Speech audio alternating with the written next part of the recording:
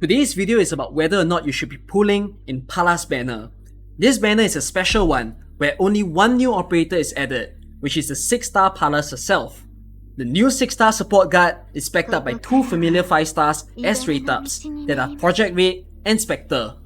These two 5-stars are extremely powerful and I've grown very familiar with them, which is why you're watching showcases of them right now.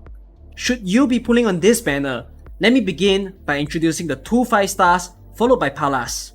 There are some very special considerations you must note when pulling on this banner, which I will talk about in between the video. Anyways, in the current showcase that you are watching, I'm currently using a skill 1 Spectre at rank 7 and a skill 2 Project Red at rank 7. Spectre's skill 1 is a generic attack increase, which still is a viable skill to use compared to skill 2. Since skill 2 causes her to stun herself for 10 seconds at the end of a skill, there would be times where skill 1 is better if you simply need her to sustain a lane.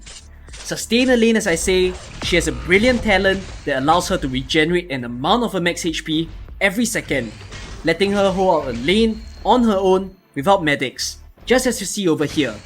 Her talent is also coupled with an increase in max HP, a good addition to her regenerative ability. Most of the enemies of this level 3-6 is dealt entirely by Spectre, but as you saw, she can't handle it all on her own. Because of that, there's also a Project Red on skill 2 supporting this stage. Project Red's skill 2 lets her stun enemies on her tile and the 4 adjacent tiles around her for a duration of time, which also deals a set amount of physical damage to all enemies in that same range. This is great in situations where you want her to stun enemies in place, preventing a painful attack of a tough enemy or boss. Stunning enemies is a valuable trait to have in the game, which is what Project Red can offer. Additionally to mention, she's a fast redeploy, meaning to say that if you retreat her, she will need a small duration of time to be redeployable yet again. This provides a very fun gameplay where you can be versatile in the way you place operators.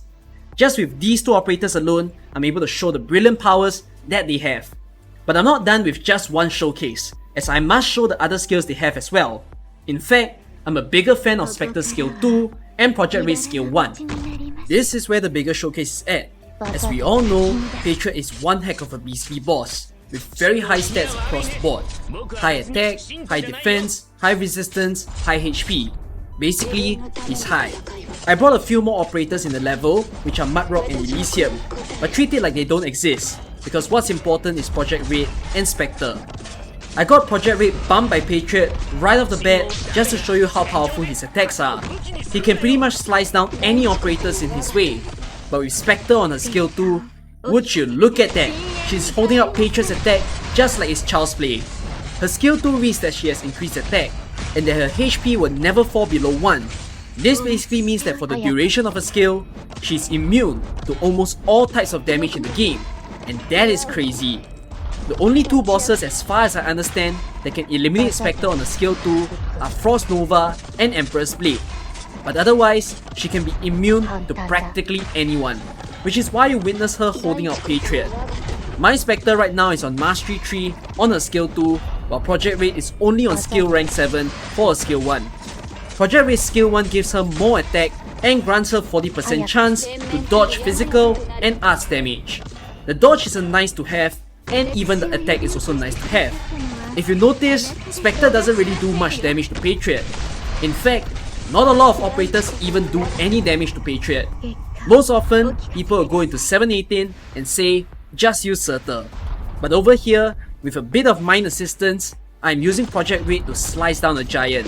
How is that possible? How can a mere girl with a tiny blade be able to hurt a big burly boss? This isn't because of her skill 1, but instead because of the fantastic talent that she has. Her talent states that she will be dealing at least 30% damage at Elite 2. It will be 20% at Elite 1. This is what we call minimum damage. It means that if an enemy has too high of a defense, Project Red will still deal a minimum amount of physical damage. Usually for other operators, the minimum damage is 5%, but with Project Red's talent, it is much higher, allowing her to actually pierce through Patriot, and that is magical.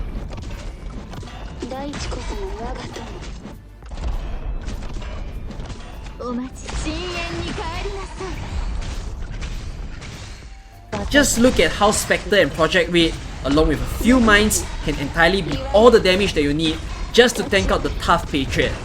Hence, these two 5 stars are exceptional 5 stars, and are actually what I would recommend as must pulls in the game. Heck, I'd be even calling Spectre a 6 star just for how crazy her talent and skills are. Alright, welcome back. My camera is back on. Now you don't see the gameplay things anymore, it's all me again.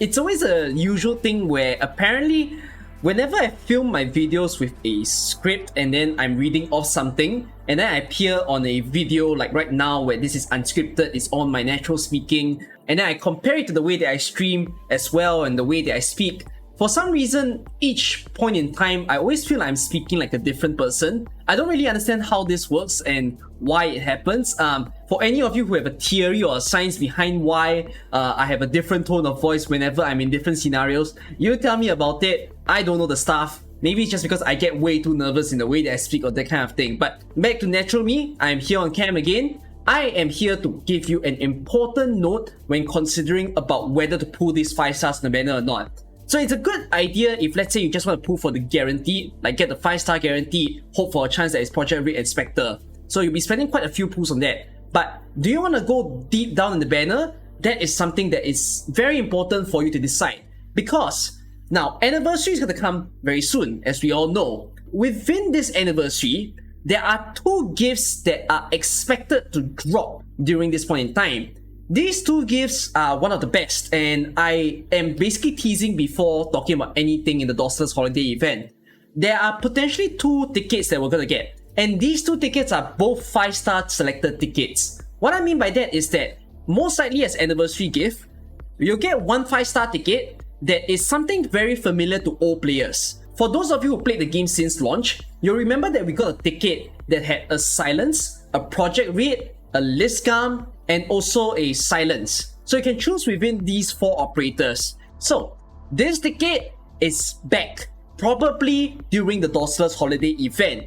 And that means you have a chance to choose a Project Red within this ticket already. So to me, if you are certain that you're going to use this ticket for Project Red, that gives you less reason to pull on this banner if, let's say, you don't own her.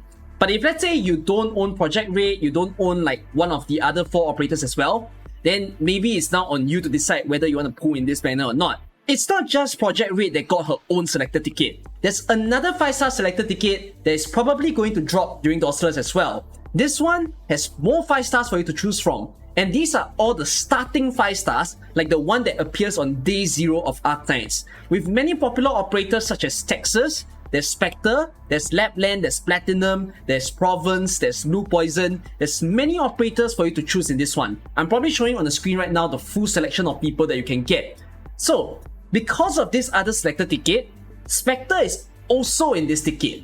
But I'd imagine that some of you don't have a lot of the other 5 stars as well. So, you could make the choice of saying, I will try to pull for Project Red and Spectre within this Palas banner so that I can use the tickets to choose someone else. If not, you can ignore this banner. If you've been wanting a Project Red or Spectre, you can wait up for the next anniversary gift and then you can choose to get them. It's basically a matter of now thinking about which operator you want to pull for using this ticket. I will describe more in details about these 2 5-star selected tickets as soon as the anniversary event is announced. But this is just to preempt you, since this is deciding the fate of whether or not you pull in the Palas banner. That's all the information I'm going to give for this part.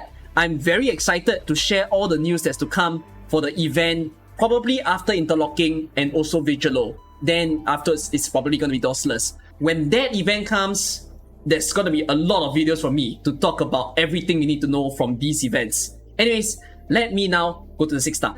Let's move on to the 6-star of the banner, that is Palas.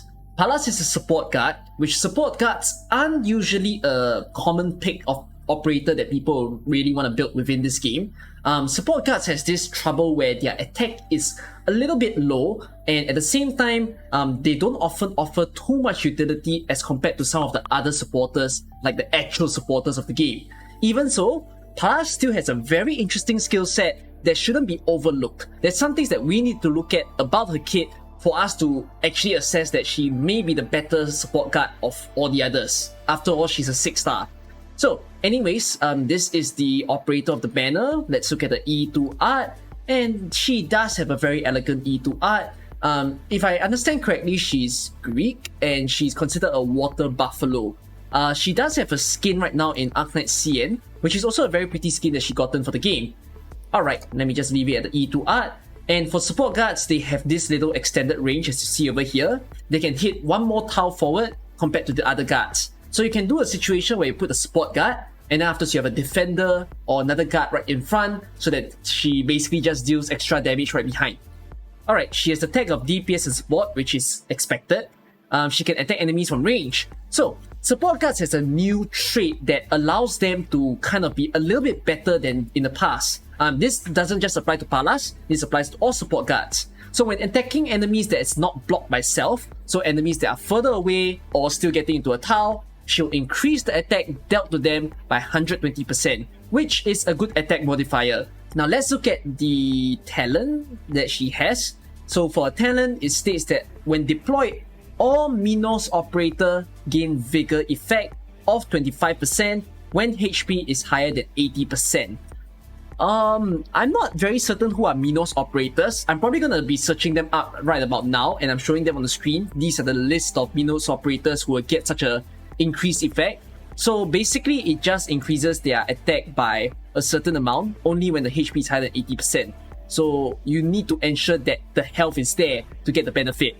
Every hit to an enemy recovers a certain amount of HP to herself and the operator on the tile ahead of herself. Now that's a good talent. That's a talent that I can see that has quite a bit of use, because this means that you can have less reliance on the medic and you are using a support guard to ensure some sustainability in a lane.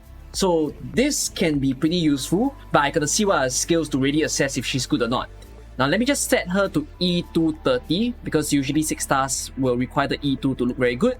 So she's got 613 attack.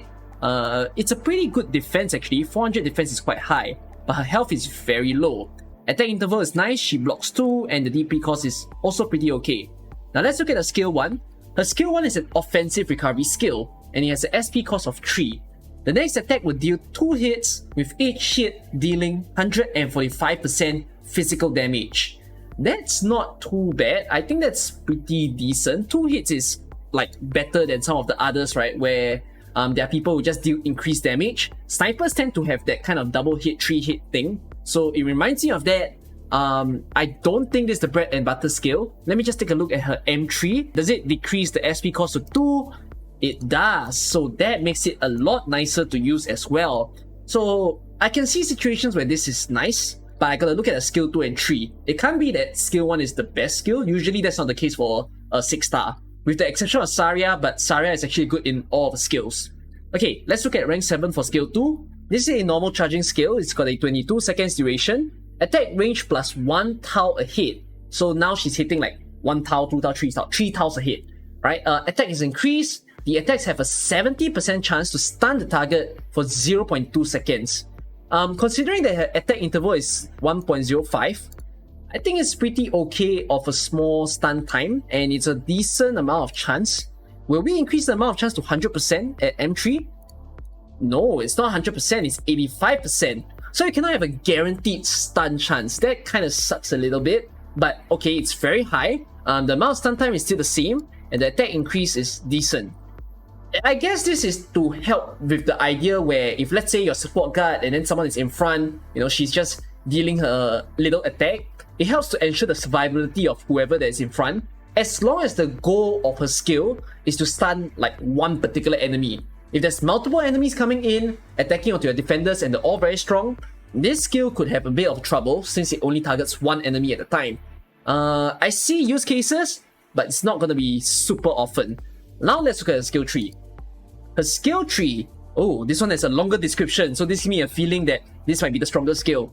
Attack plus 70% at rank 7, attack 2 additional targets, so 3 targets in total. If there's an allied melee operator in the tile ahead of self, grant them the following effect. When HP is higher than 80%, gains a vigor effect, so only when it's 80% or higher, of plus 40% attack. The ally in front also gains increased defense, and the block count in front also increases. If the target is not valid, meaning there's no one else in front of her, the effect is given to herself instead. So instead of the vigor amount that she gives 25% attack, she will be increasing it to 40%. So this is the true essence of a support card. I can see this being very helpful, especially to some of the AoE operators like Blaze and Spectre, since now you can hold more targets, and then Palas is also helping to add more damage in front. But you have to ensure that you try to make full use of that support that Palas gives, where you maintain the health of the operator in front to always have a health higher than 80%. It's actually pretty neat. There are use cases for it, but it becomes a thing where when I look at the 3 skills, I don't think it's a crazy operator per se. It's not like it's not amazing, but at the same time, it's also not down at the bottom. It's literally just playing the role as a support.